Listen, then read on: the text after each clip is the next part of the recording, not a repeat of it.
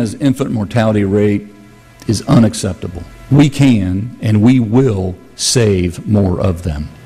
Governor Holcomb says he's going to do something about infant mortality. He used his State of the State address to put a spotlight on the problem. In 2016, more than 600 babies died before their first birthday.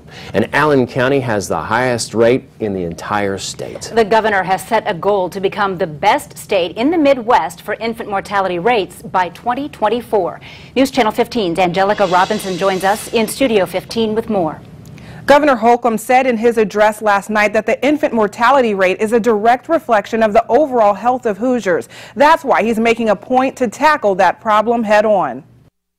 Indiana ranks among the worst states for infant mortality, lagging behind the national average in other states in the Midwest. But Governor Eric Holcomb plans to work with the health department to change that. I'm setting a goal to become the best state in the Midwest for infant mortality rates by 2024. In the last year, the state has invested millions to curb the problem. Now, Holcomb wants to take it a step further. Implement a levels of care program to assure that the highest risk babies are delivered at hospitals with the facilities to meet both the needs of the mother and the baby. Parkview received $3.6 million to hire community health workers. Healthier Moms and Babies received $1 million to launch a nurse-family partnership. We have 4 nurses hired that are going out to Denver for training in the next few weeks, and we already have caseloads for them when they get back. Paige Wilkins, director of Healthier Moms and Babies, says last year they helped nearly 300 women through pregnancy. Many of those at-risk women reside on the southeast side of Fort Wayne. They're not getting